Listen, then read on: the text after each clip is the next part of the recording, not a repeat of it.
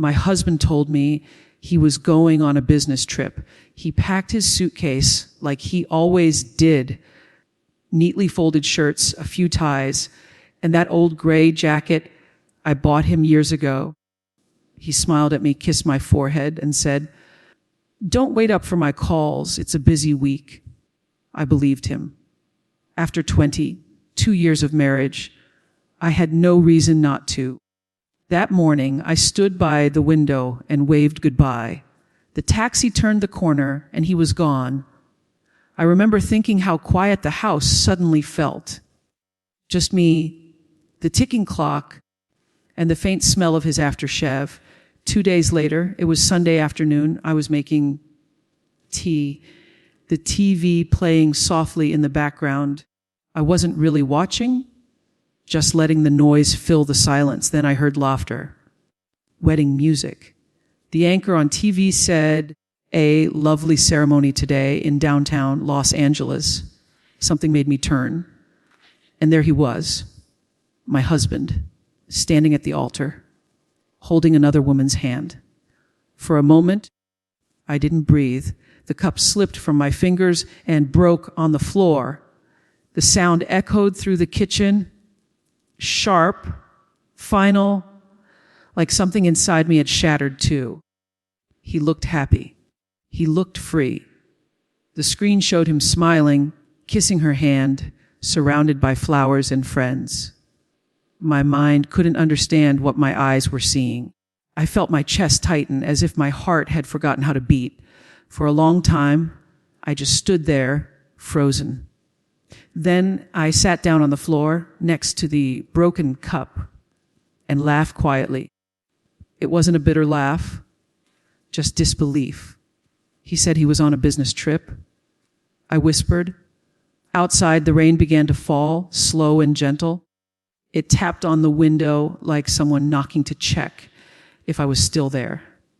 I wish I could tell you I screamed or called him right away or did something dramatic, but I didn't.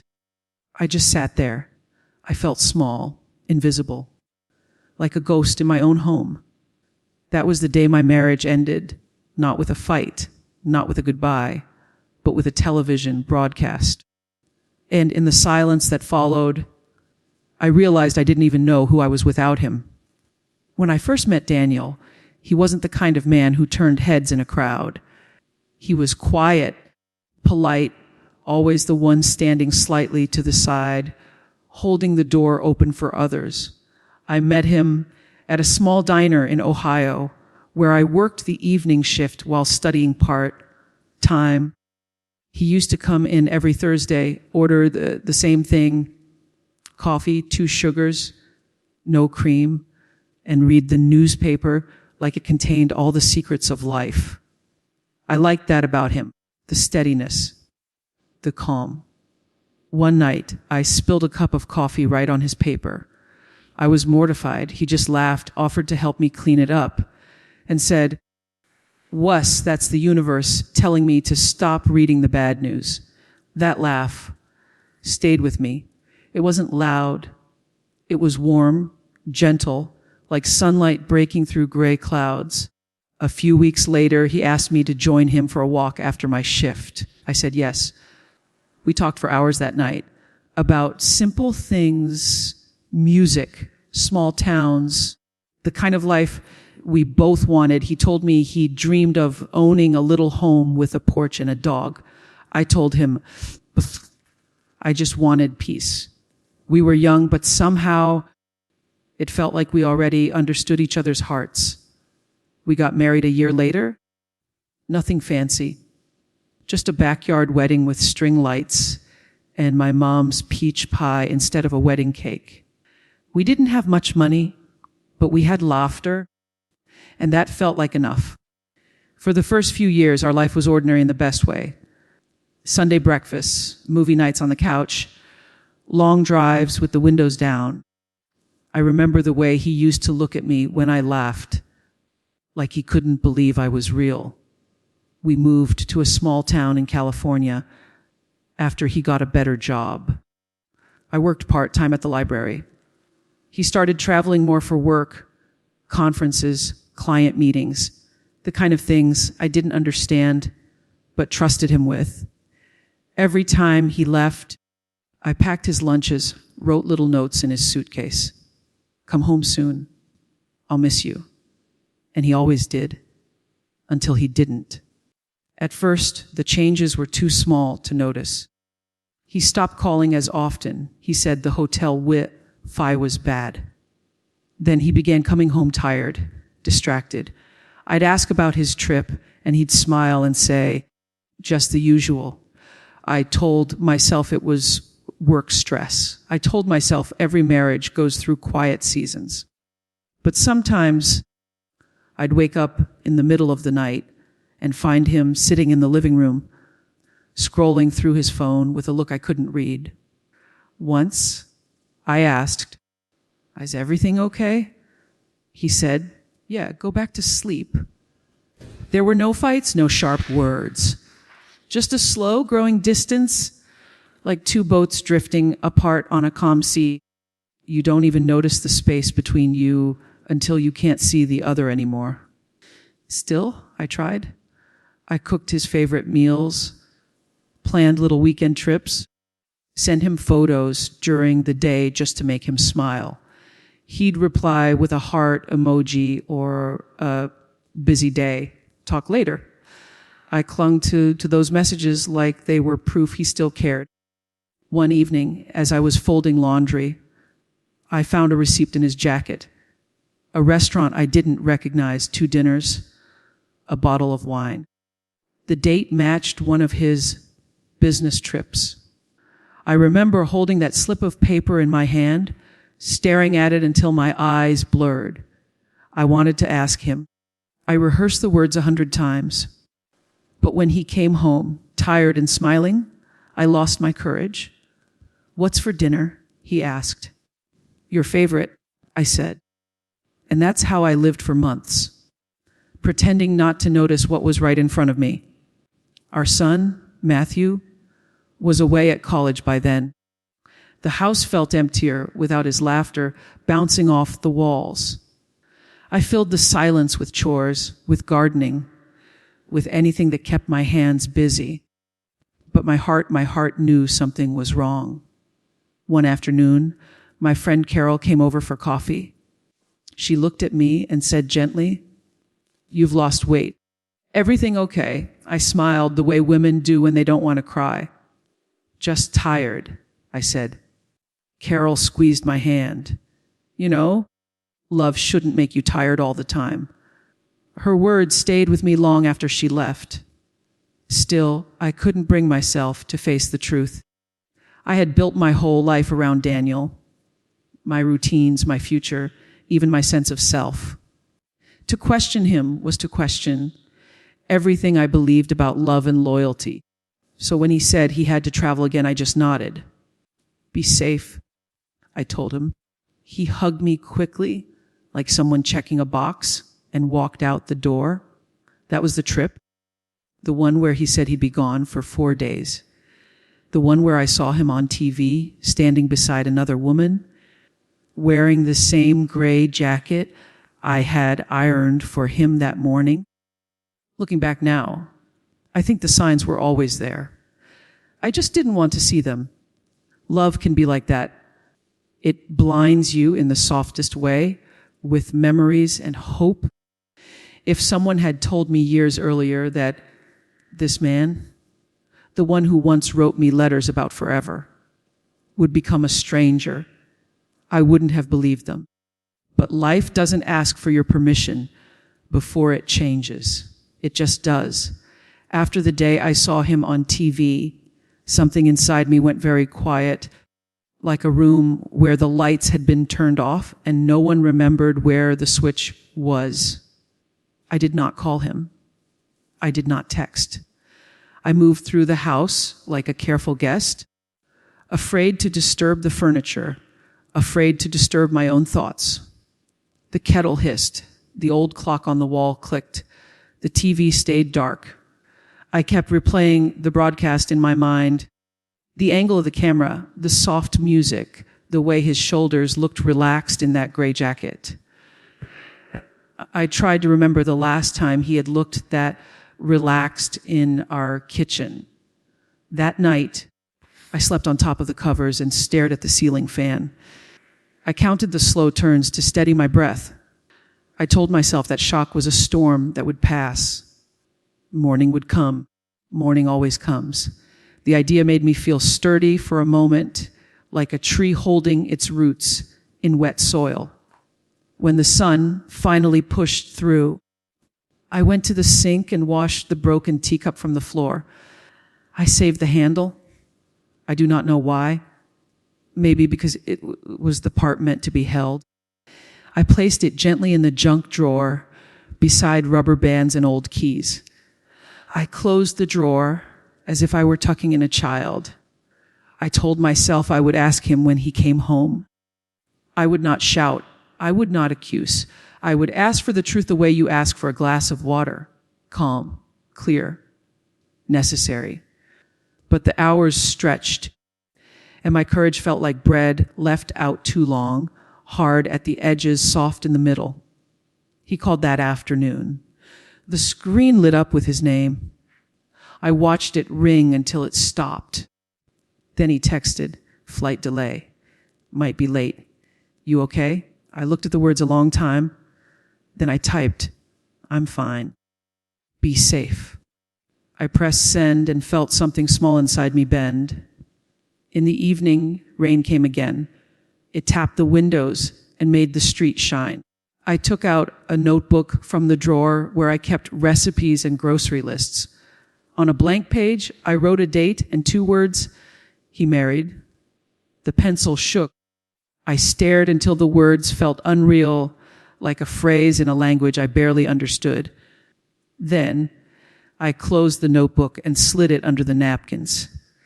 I was not ready to talk to anyone, not even to the paper. When Daniel walked in the next day, he smelled like travel, metal, soap, other places.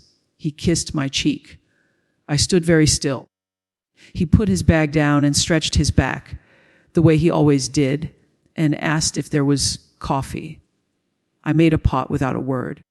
The kitchen filled with the soft sound of dripping and the warm smell of beans. He stood beside me, close enough that I could see the faint line at his jaw that appeared when he clenched his teeth. He never used to have that line. I wondered if I had put it there, or work had, or the life he lived somewhere else. We sat at the small table. He talked about a meeting, a client who wanted to renegotiate a new project in the fall. I listened and nodded, like a woman in a commercial listening to a radio while she folds towels. My hands shook, so I held them together in my lap. When he finished and looked at me, I thought, this is the moment. The words lined up inside me, simple and honest. I saw you. I saw the wedding. I saw you kiss her hand.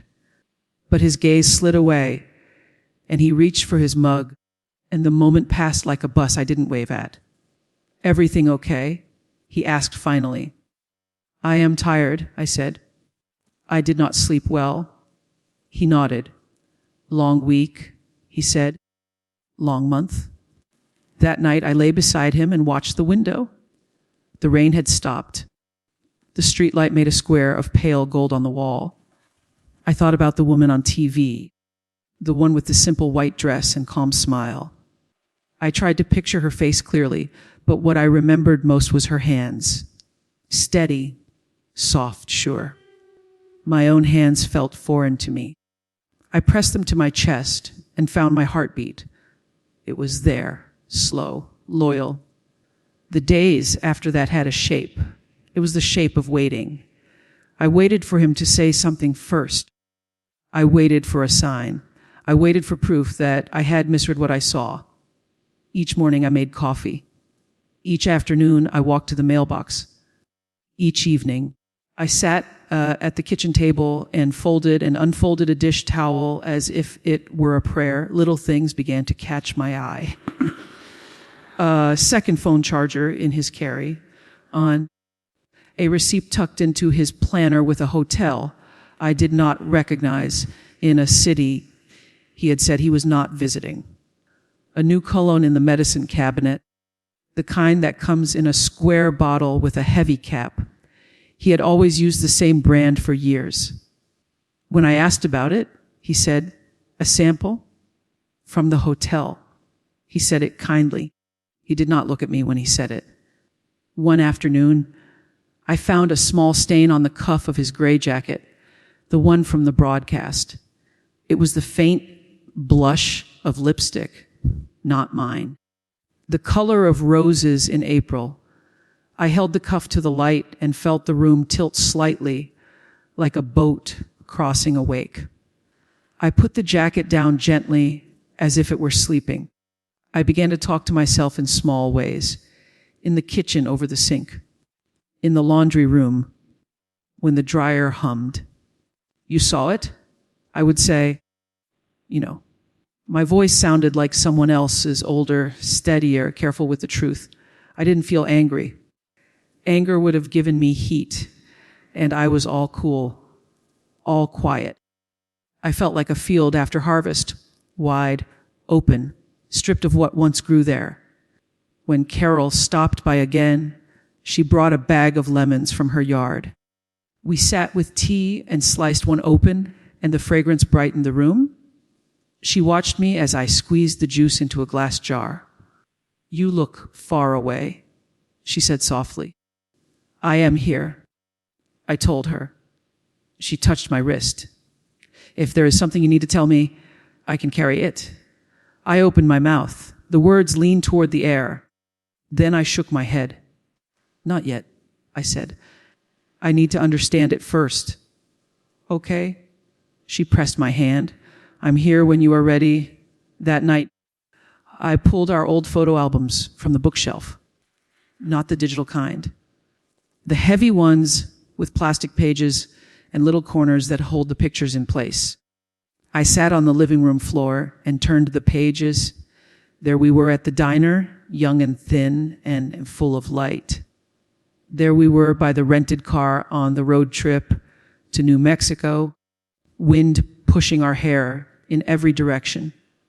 There we were with Matthew in his first Halloween costume, a small pumpkin with Velcro straps.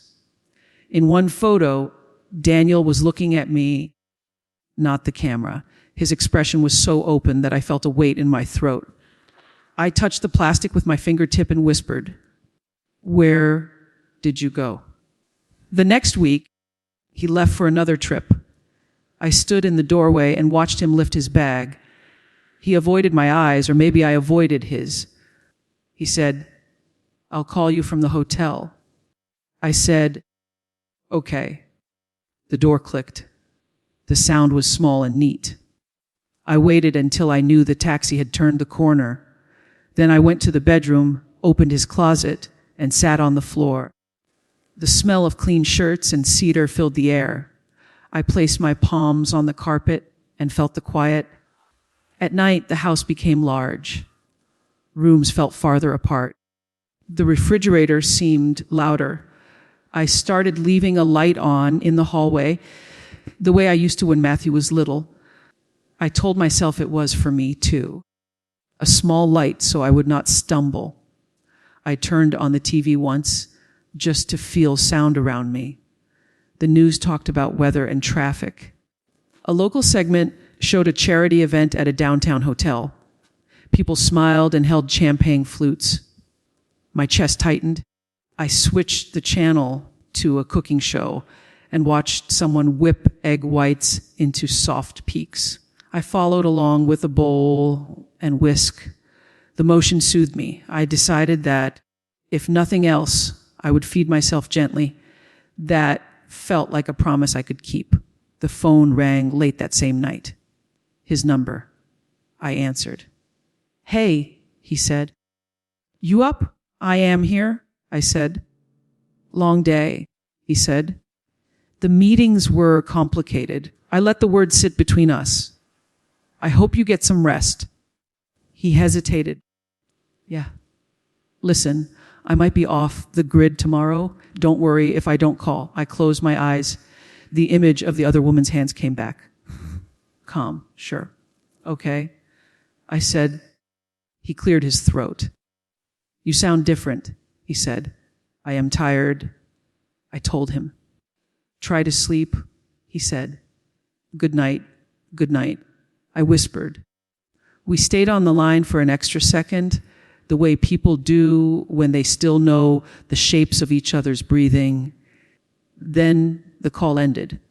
In the morning, I wrote him a letter I did not send. I wrote in plain words. I said, if there is someone else, please tell me. I said, if you have found a new life, I will not hold you with my silence. I folded the letter and placed it under the sugar bowl. For the rest of the day, I moved around it carefully, as if the truth could spill. When he returned 2 days later, he placed a small gift bag on the counter. Inside was a scarf, soft as smoke, the color of the ocean at dusk. Saw it in a shop, he said, smiling too quickly. Made me think of you. It is beautiful, I said. I draped it around my shoulders and felt its weight. I wondered if a gift could ever buy quiet. I wondered if quiet was what he wanted me for. At dinner, the forks made small sounds on the plates. I tried to meet his eyes, but they kept slipping away to some middle distance, as if words were written on the wall behind me, and he was trying to read them. Daniel? I said finally, very gently, like placing a cup on a table. He looked at me in a guarded way. Yeah. I felt my throat tighten. I took a breath that touched the bottom of my lungs. Do you love me? He blinked. His shoulders lifted slightly, then lowered. Of course, he said. The answer came too fast. It made no sound in my heart. He reached for his water glass, but his hand missed it by an inch. He laughed softly and moved it closer. What kind of question is that? The kind that comes in the quiet, I said. He stared for a moment, then stood to clear the plates, even though dinner was not done. The scrape of ceramic against wood made me flinch.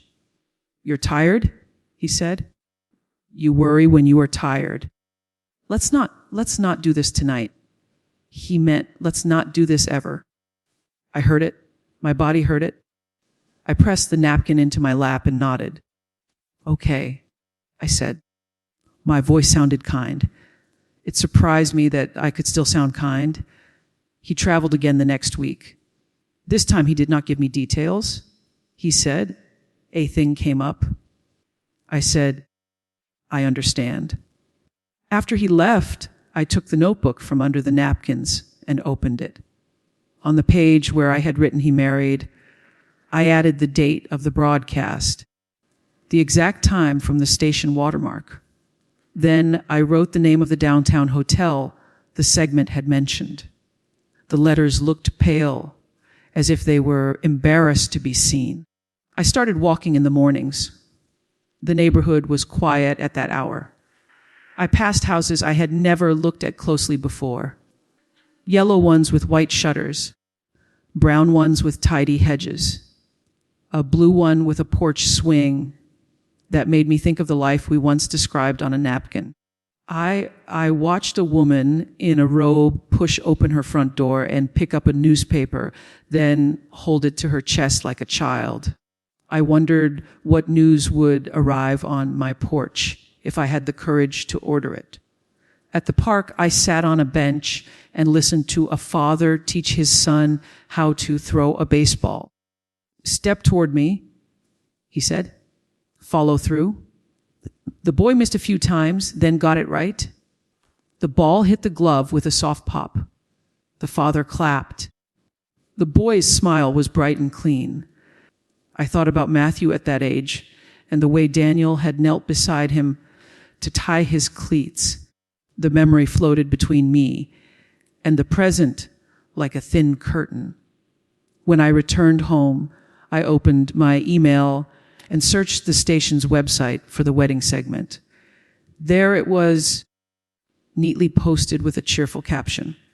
I did not press play.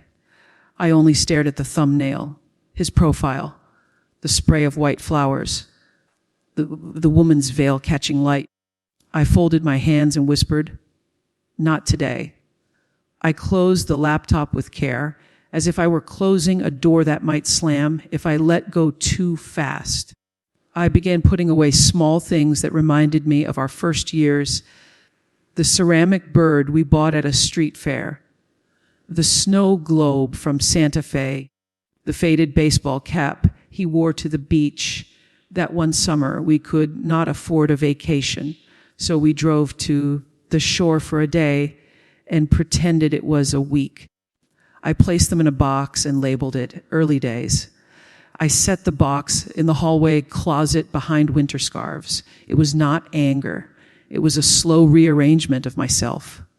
On a Thursday, a letter arrived addressed to him with handwriting I did not recognize. The envelope was square and heavy. I held it up to the light, but could not see through. I set it on his desk and walked away.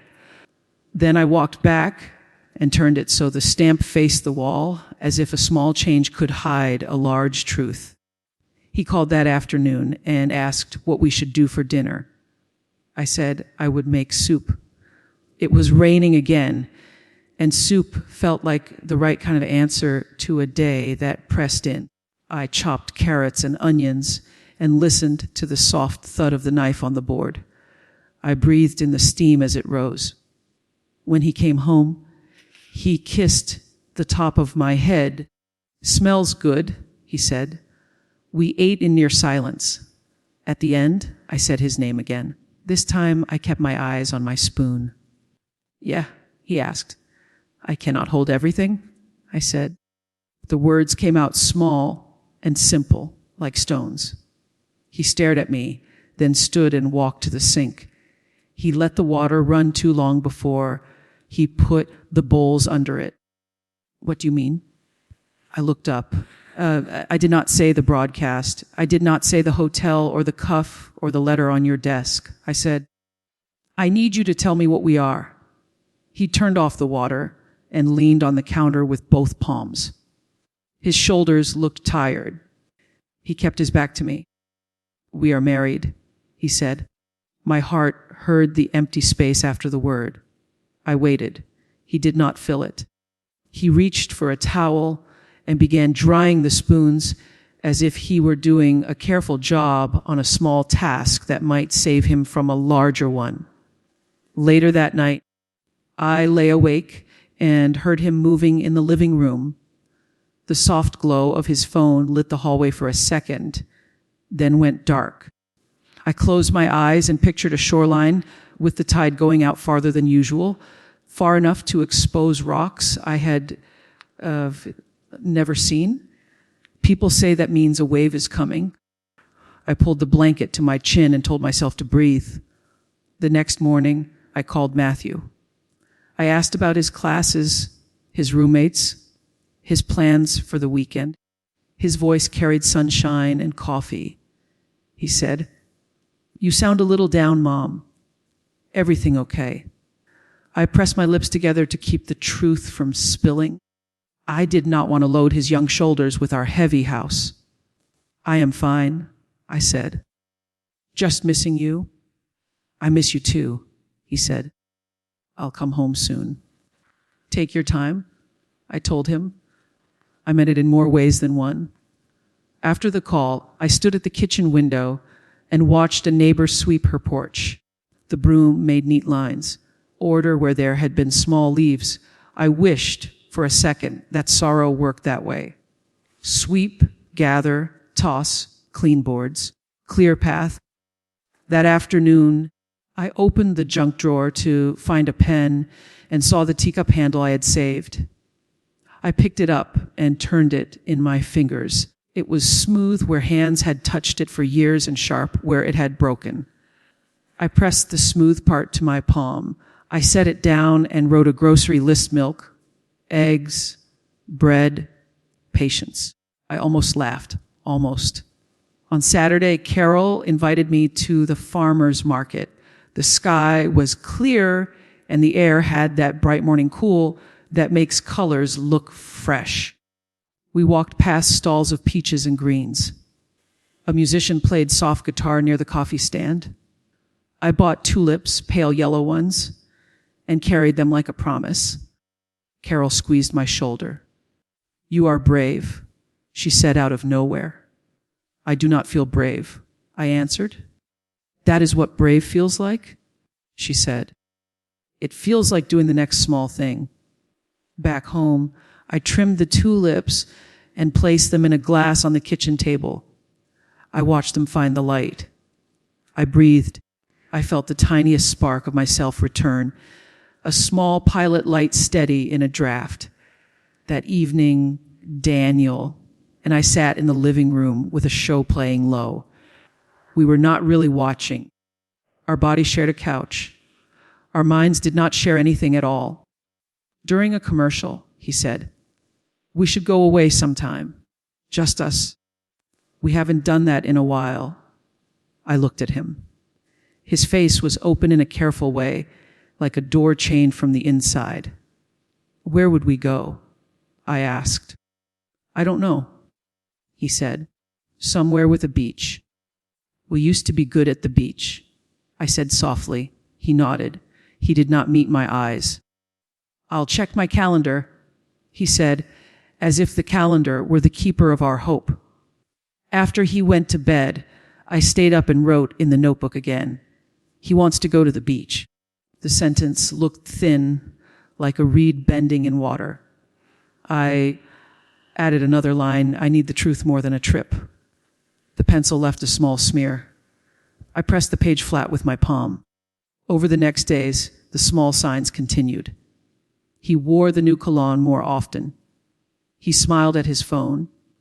He took a call on the back deck and lowered his voice. He said the word team too many times. His shirts came back from the dry cleaner with a tiny slip pinned to the cuff that said, "Special care."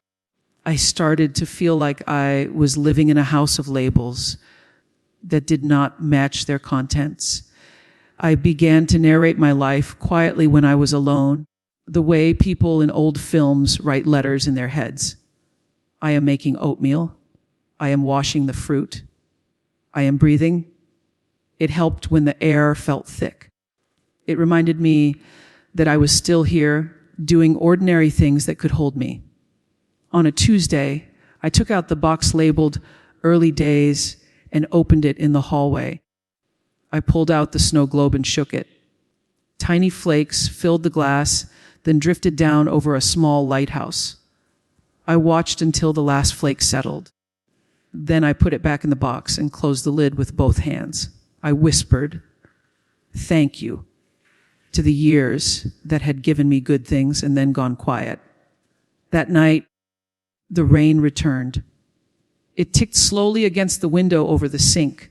I turned off the lights and stood in the dark kitchen, listening.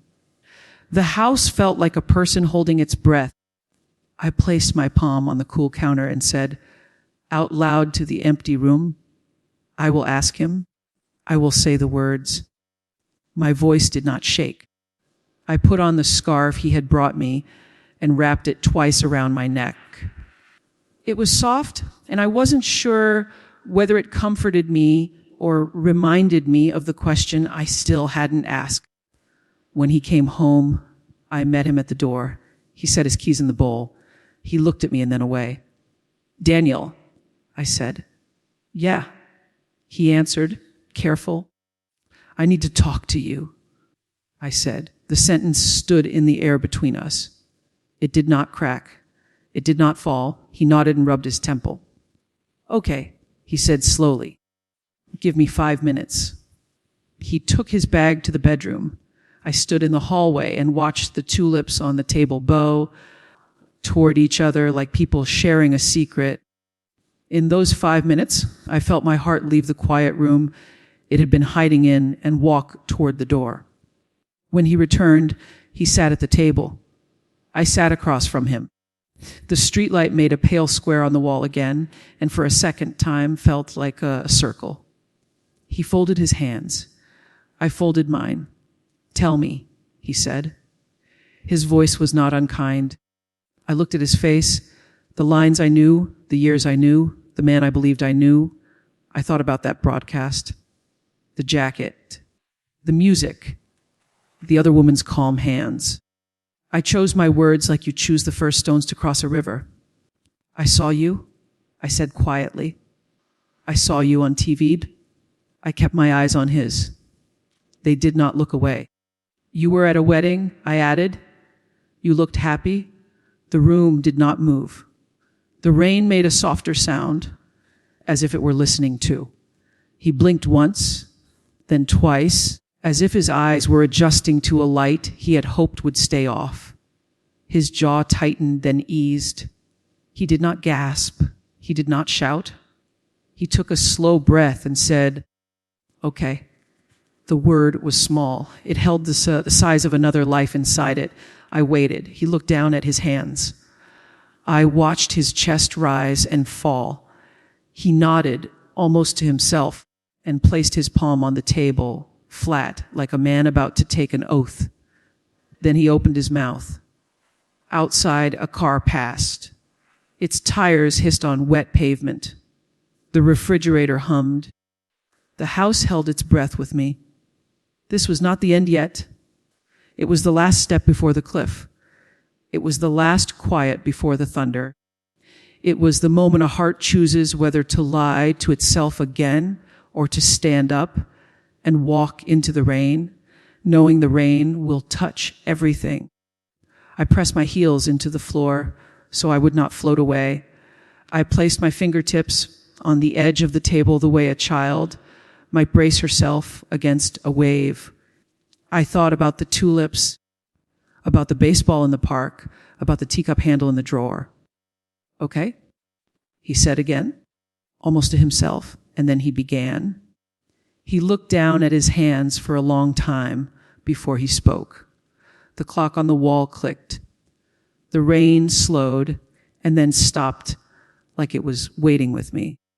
I watched his chest rise and fall and thought how strange it is that breathing can look heavy. I don't know where to start. He said, "Finally, start where it is true." I answered. My voice surprised me. It sounded calm, like water in a glass. He nodded once. Then he lifted his eyes to mine. "You weren't supposed to see that," he said. I thought. He stopped. His mouth opened and closed again, the way it does when words stick. I kept my hands folded so I wouldn't reach for him out of habit. "You got married," I said quietly, as if we were confirming an appointment time, "on television." His face changed. Not a big dramatic change. A small one, like a door unlocking. "Yes," he said. The word was a pebble dropping into a still pond. Ripples moved out where I could not see. "How long?" I asked. "Has this other life been happening?" He closed his eyes for a moment. When he opened them, he was someone I knew and someone I didn't, both at once. "A year," he said. "A little more." A year. I heard the sound of that. 12 months of our kitchen, our porch light, our bedtime, our mailbox, carried parallel to someone else's porch light, someone else's mailbox. I pictured 2 calendars laid on top of each other, every square holding 2 dinners, 2 laughs, 2 good nights. My heart felt like a quiet room filling with water. "What is her name?" I asked. He swallowed. "Alana?" I nodded as if I might write it on a list. "Milk, eggs, bread, Alina." "How did you meet?" "Work conference," he said. "I was tired. I was lonely. We had conversations." His eyes flicked to the window and back. "It wasn't supposed to be." He stopped again. "It felt easy," he said at last, and the honesty in that sentence made me sit up straighter. Not because it hurt more than a lie, but because it had the weight of something real. With us, it felt like history, like a museum I loved, but I already knew every painting. With her, it was new. I didn't mean for it to go this far. I let those words pass through me. They found all the tender places anyway. And the wedding, I ask. How does a man not mean to step into a tuxedo and stand beneath flowers and say vows? He winced. It wasn't. He paused. It was small. A civil ceremony, then a celebration. Her friends planned the rest. I didn't think the station would. He let out a breath. It was for a segment on love stories in the city. They saw us in the park after and asked if they could share. I said yes. I thought the chance of you seeing. He stopped. I told myself you didn't watch daytime TV. I don't, I said. I was making tea. The picture of the cup breaking flashed bright again. I steadied my breath. Why didn't you ask me for a divorce? He leaned back like the question had touched him. Because I didn't know how to carry the damage, he said. Because of Matthew. Because you and I have a life, a history, a home. I told myself I could keep them both separate and spare everyone. Spare everyone. I repeated softly, tasting the words. You mean spare yourself? He didn't deny it. He nodded once, slow. Yes, he whispered. Silence wrapped around us like a coat someone else left behind. I could feel the shape of it. I let it sit. Then I asked the question at the center of the room. Do you love her? He looked straight at me as if I had asked him to look into the sun. I don't know what to call what I feel, he said. It is excitement and relief and shame, all mixed. With you, love is the ground I walk on. With her, it is the air. The ground feels safe. The air feels free. I thought about the days I had walked around this house, steadying myself with chores. I thought about the notebook, the tulips, the baseball in the park. Ground and air. I nodded. And me. I asked, do you love me? He closed his eyes. Yes, he said. But I broke it. I know I broke it. The room held. Then, like a tide turning, something shifted inside me. It wasn't anger. It was clarity, quiet and clean, like a window after rain. You did, I said. You broke it. And I held the pieces without asking you to look. He opened his mouth to speak, then closed it. He looked smaller to me, not in a cruel way, but in a human way. A man who had chosen a door and kept trying to stand in two rooms at once. I am sorry, he said. The words came rough, unpolished. I told myself a story where no one would hurt. It was a lie. My hands unfolded on their own. I placed my palms flat on the table. Tell me all of it, I said. Not the half that spares me. The whole story. He nodded.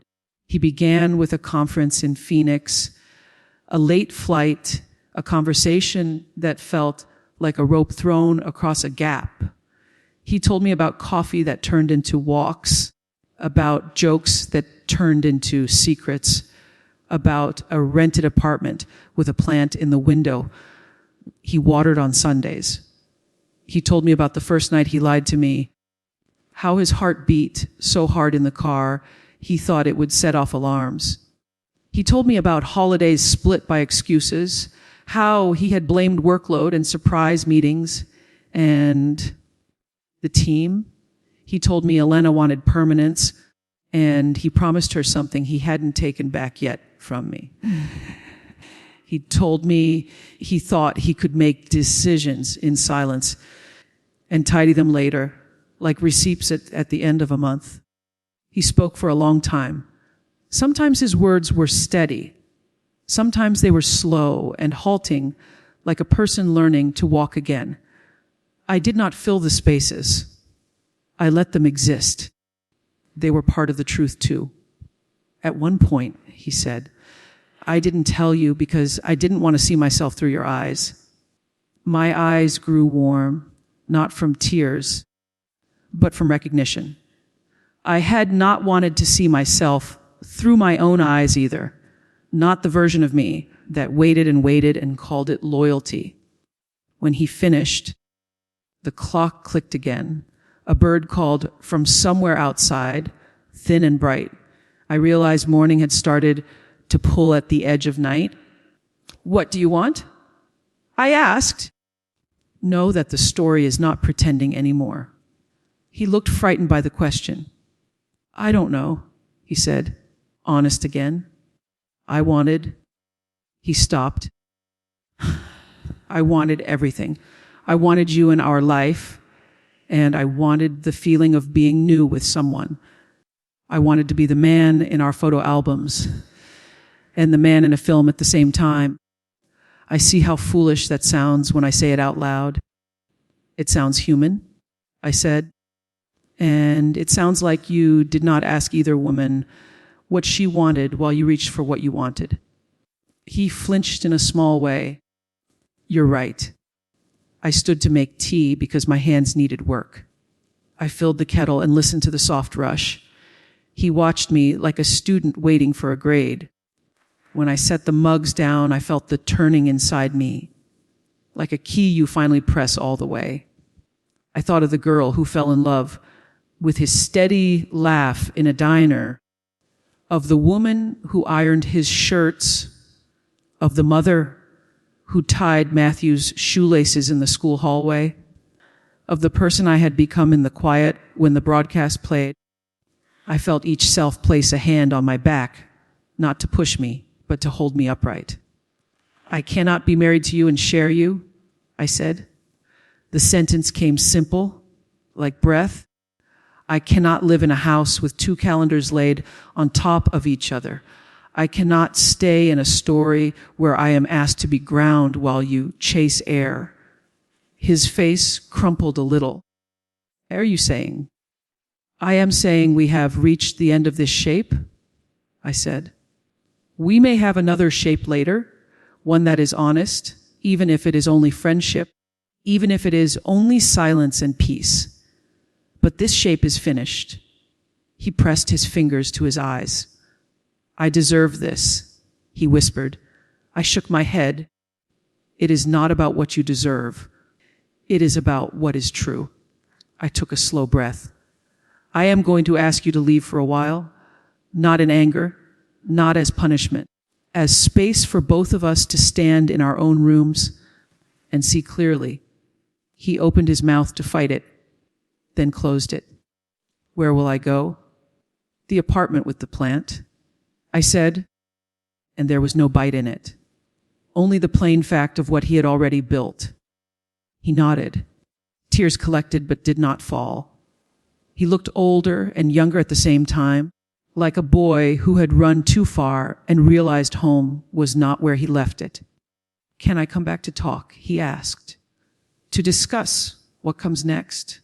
Yes, I said, but not to fold me back into the quiet, to discuss paperwork, the house Matthew, the things that two adults make when they have loved and must now be careful. We sat with that. The kettle clicked as it cooled. He stood at last.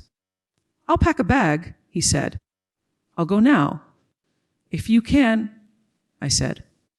If you need a night, take it. But do not need it because you hope I will change my mind while you sleep. He swallowed. I understand. He went to the bedroom. I heard the soft slide of drawers, the muted click of the closet door. I did not pace. I did not follow. I cleared our mugs and rinsed them and placed them upside down to dry.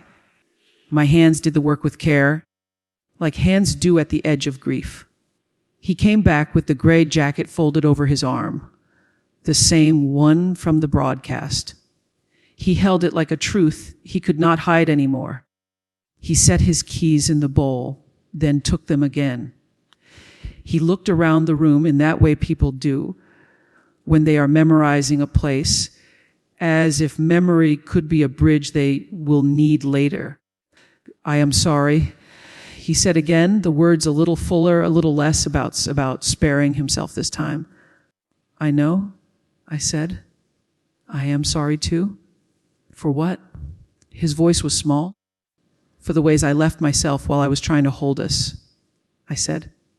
for not asking questions sooner, for teaching you with my silence that silence was safe. He nodded like a student who would spend a long time with a sentence. At the door, he paused. "Should I tell Matthew?" he asked. "We will tell him together," I said, not as a secret, as a sad and honest thing. He closed his eyes. "Okay." He stepped outside. The air was bright, freshly washed by rain. He stood on the porch and looked at the street like it had become another country. I watched him walk to the car. He put his bag in the trunk. He rested his hands on the roof for a moment, head bowed. Then he got in and drove away. The house settled. The refrigerator hummed. The tulips on the table leaned into their light. I stood in the doorway and breathed. The quiet was large, but it was mine. I closed the door gently and turned the lock, not to shut him out, but to keep a promise to myself. I went to the junk drawer and took out the teacup handle. I placed it on the counter. I brought the broken cup from the trash where I had tucked it away, washed the dust from it, and dried it with care. I set the pieces side by side like a puzzle I wasn't ready to solve. Not yet. But maybe someday. I wasn't trying to put it back together. I was learning that I could hold what was broken and not bleed. I opened the notebook and wrote a new line beneath the others. Today he left. I looked at the words until they softened around the edges. I closed the notebook and placed it back under the napkins with a steady hand. When the phone rang, it was Carol. "I'm outside," she said. I brought muffins, the good kind. I opened the door, and there she was, hair damp from the rain, eyes soft with knowing. She stepped in without a speech. She set the bag on the counter and opened her arms. I walked into them like a person steps into shade. We did not cry loudly. We did not talk fast. We stood there and breathed the same air, two women in a kitchen that had seen many mornings. "Tea?" I asked after a while. "Always," she said. We sat at the table with the tulips and the muffins. I told her the simple version. She did not interrupt. She did not rush me to lessons. When I finished, she reached across and held my hand. Her thumb made small circles like you might to calm a child before a shot. "What do you need right now?" she asked. "To be quiet," I said. "To not shape this into a story before it has even cooled. Then we will be quiet," she said, and we were. In the afternoon, I took a slow walk. The sky had that clean look after rain, as if someone had washed it with steady hands. I passed the blue house with the porch swing. It creaked gently empty. I sat on the bench at the park and listened to the sound of a basketball thumping in a far court. I felt tired in a deep way, but beneath the tiredness was a small thread of something new. Not relief, exactly. Not hope, not yet. Something like space. I thought about vows. The ones I had said under string lights in a backyard. Holding a man who smelled like aftershave and coffee. I thought about the vows we keep to others and the vows we forget to make to ourselves. "I will not leave me." The sentence rose like a faint song I recognized from long ago. On my way home, I bought a simple ceramic mug from a small shop. Plain white. Nothing fancy.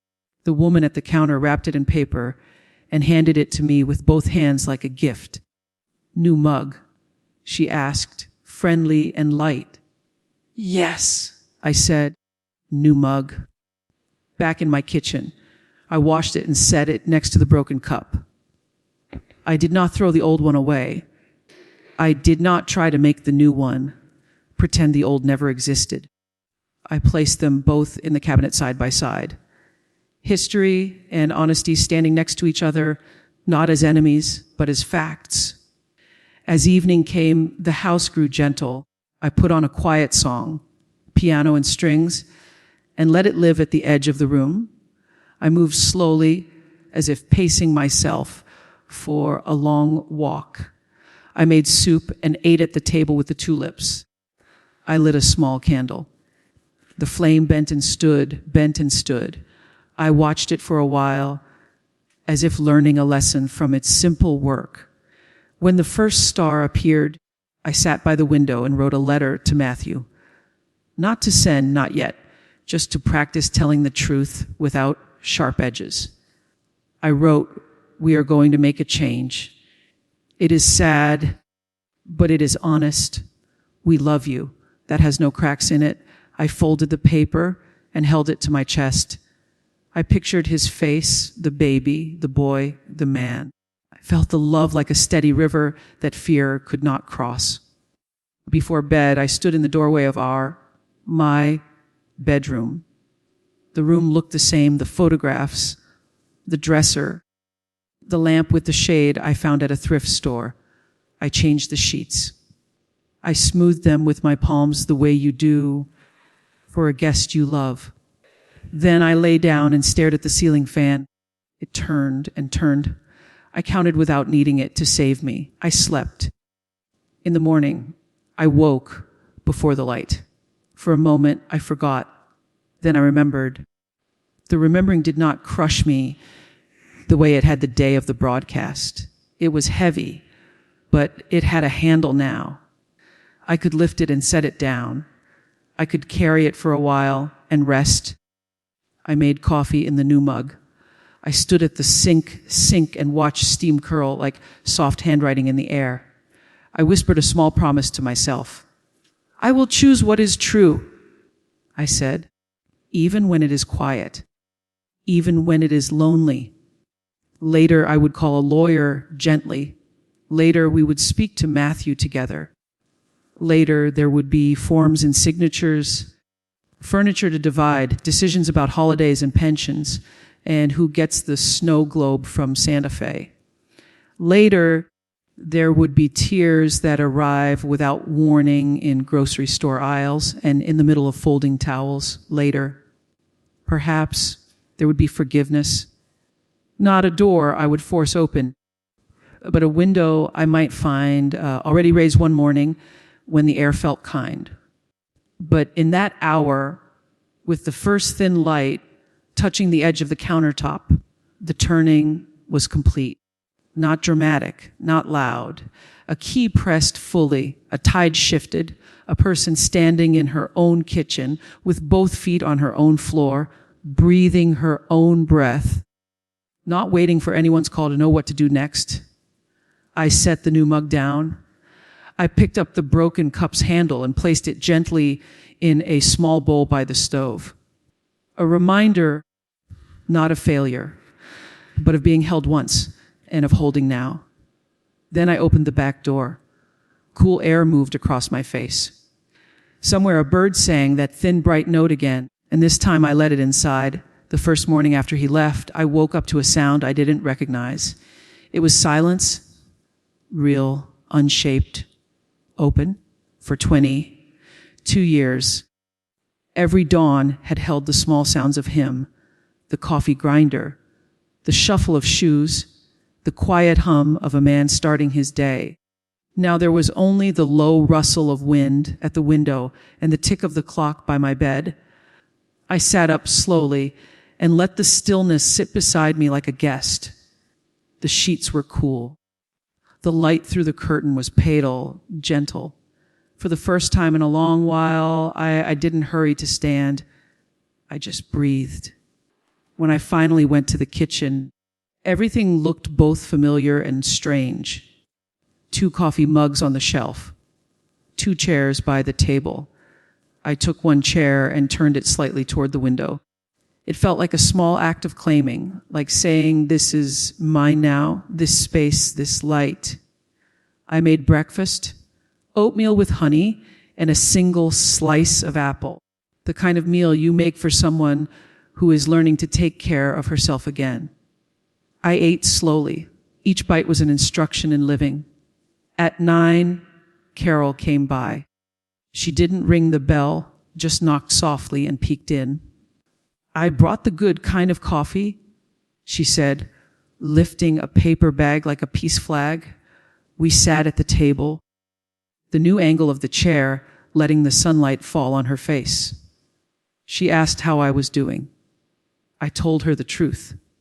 I don't know yet, but I'm still here. That's enough for now, she said. We talked about small things, the farmer's market, the neighbor's dog that kept escaping the fence. It felt strange and safe to talk about things that didn't hurt. When she left, she hugged me, and I realized how long it had been since I'd been held without confusion. The days started finding their own rhythm. I went for walks in the morning to the park with the fountain. I started noticing things I had walked past for years. A tree with a hollow trunk, a bench carved with initials, a cat that slept on the same patch of sun near the bookstore.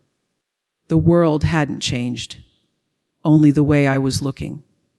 At home, I cleaned every corner, not to erase him, but to see what was truly mine. I boxed up his winter clothes and left them in the closet for now. I didn't rush healing. I learned moves at the speed of honesty, not urgency. Sometimes I cried while washing dishes. The tears came quietly, like rain on glass. But even that felt honest, and honesty, I was learning, was a kind of comfort. A week later, Matthew came home. The sound of his car in the driveway made my chest tighten. I met him at the door before he could drop his bag. He looked older, taller than I remembered, eyes soft with worried. "Mom?" he said. I nodded. "Come in, sweetheart." He stepped inside, and I saw his eyes move across the house, scanning for what had changed. "Dad?" he asked. I took his hand and led him to the table. "Sit down," I said gently. "There's something I need to tell you." We sat there, mother and son, hands clasped on the table. I told him everything, not in a flood, but in careful waves. The truth, plain and steady. His face shifted from disbelief to sorrow, then to a kind of quiet anger that wasn't loud but deep. He pressed his hand to his forehead. "He got married," he said, voice small. "Yes," I said.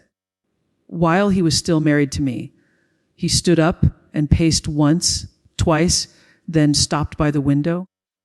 "I don't understand how someone could do that to you." "Neither do I," I said. "But we're not here to carry his choices. We're here to start new ones."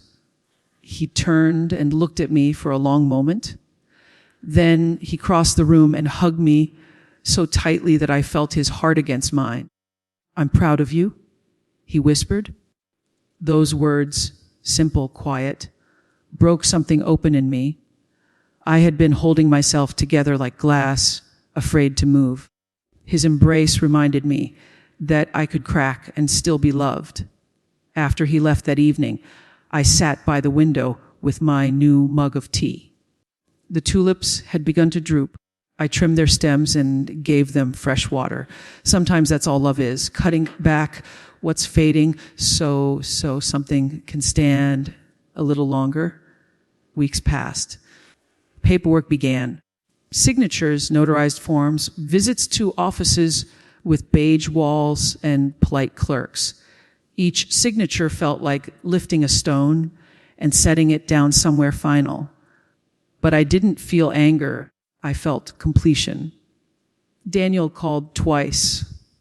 The first time it was about logistics, the mortgage, the car title. The second time it was just to ask how I was doing. I answered both times with calm civility, the way you talk to a person who once knew your heartbeat, but now only knows your voice. When he said, "I'm sorry," again, I told him, "I know." Not as forgiveness, not yet, but as acknowledgement. That was enough for that moment. I joined a book club at the library where I used to work. The first night, I almost didn't go in.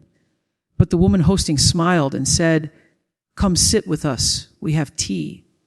I sat down, And soon I was listening to people talk about stories that had nothing to do with my life, adventures, mysteries, love found and lost. For a while, I forgot my own story. That forgetting was healing too. At home, I started writing. Not letters to him, not journals of pain, just small notes to myself. Remember to breathe. You are not broken. You are unfolding. Make soup tonight. The notes filled a jar on the kitchen counter.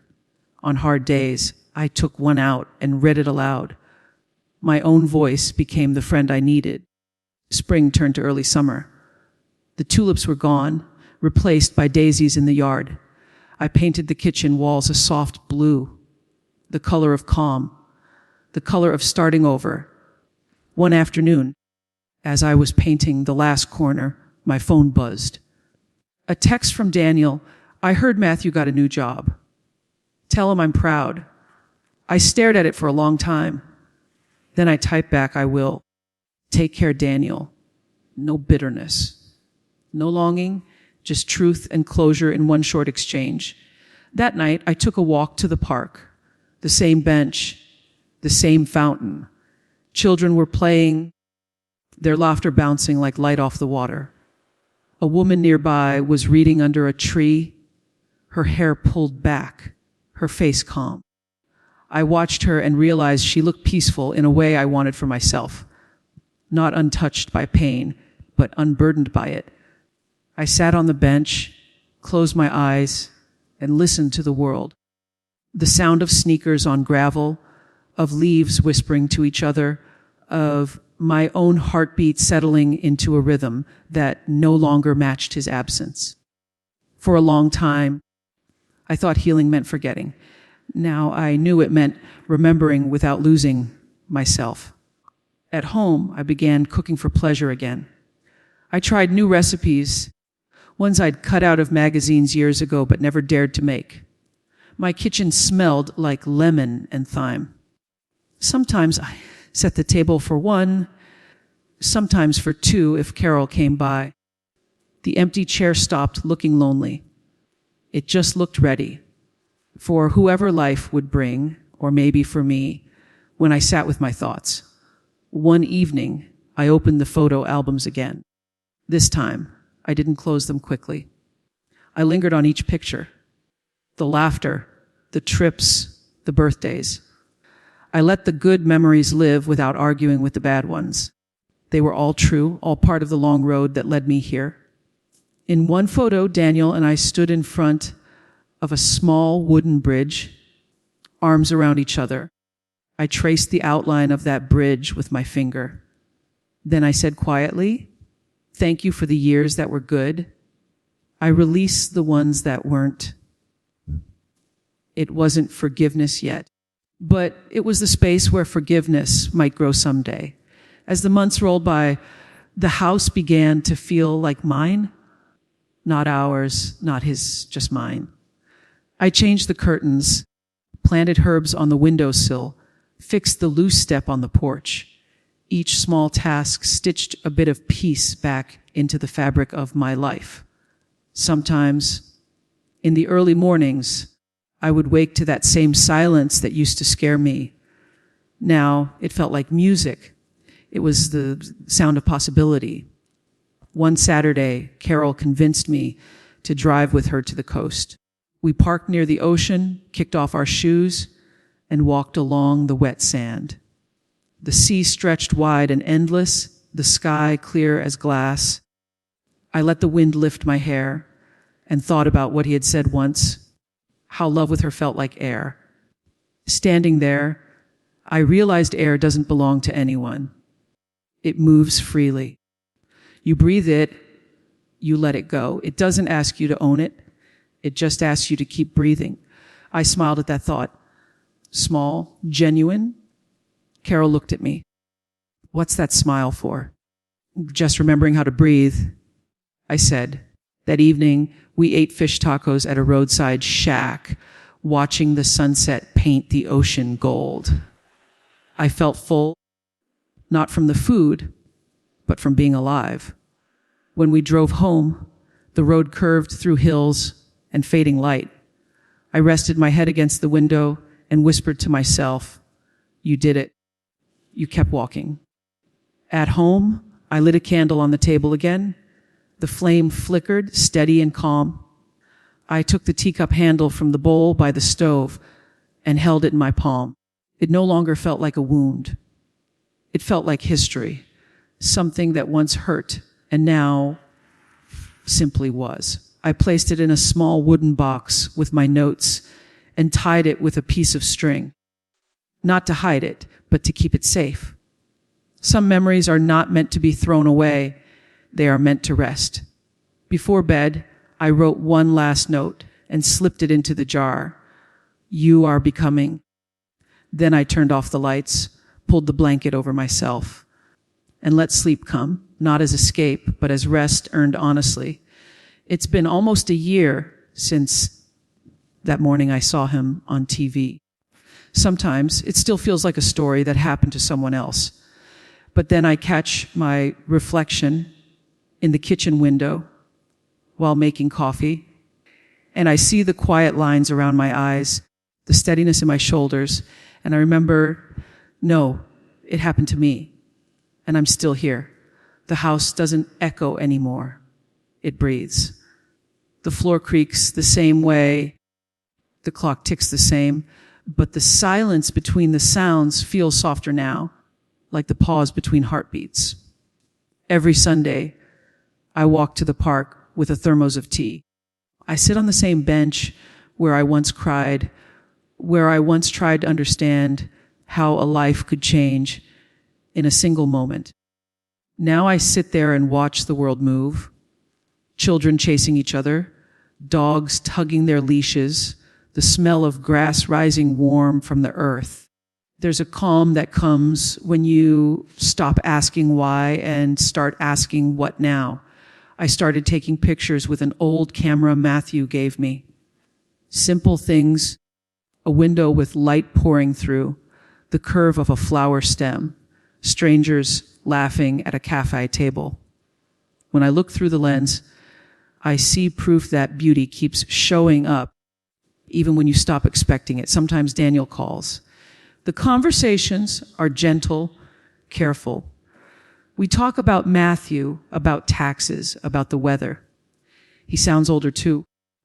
I can hear regret in his pauses, but I don't fill them anymore. I've learned that silence doesn't always need to be mended. Sometimes it's just a place for understanding to rest. He once asked, "Do you hate me?" I told him, "No, I don't have room for hate. I'm still busy learning peace." He didn't know what to say, and that was all right. Matthew visits often. He brings groceries and tells me stories from his work. We cook together. He hums while chopping vegetables the way his father used to. It doesn't hurt anymore to notice that. It just reminds me that love leaves fingerprints that no betrayal can wipe away. Carol still comes by with coffee or muffins. We talk about nothing and everything. Sometimes when she leaves, she turns at the door and says, "You're doing good. You know that?" And I smile because I finally believe her. The new mug is still on the kitchen shelf. Every morning I choose it deliberately, the same one. I pour my coffee, sit by the window, and watch the day begin. The handle fits perfectly in my hand now. It doesn't wobble, doesn't shake. Some things you grow into. I've learned that forgiveness isn't a single moment. It's a quiet practice. It's the choice to wake up and not let yesterday tell today who you are. And love isn't always forever, but it leaves you wiser if you let it. One evening not long ago, I walked by the television in the living room. A wedding segment played again. Different people this time, strangers. The same music, the same smiles. I stopped for a second, not from pain, but from understanding. The world keeps spinning its small stories of joy and heartbreak, and each one belongs to someone learning how to begin again. I turned off the TV, opened the back door, and stepped outside. The air was cool, the kind that carries the scent of rain long after it's gone. I looked up at the sky, clear, wide, honest. There was no anger left in me, no H sharp enough to cut, just a quiet gratitude for the years that built me, for the truth that broke me, for the strength that stayed when everything else left. I whispered into the evening, "Thank you, life, for not ending when he walked away." Then I closed the door, made tea, and sat at my table. The tulips had been replaced by fresh lavender. The scent filled the room. I opened my notebook one last time and wrote, "Some endings don't arrive to punish us. They arrive to free us."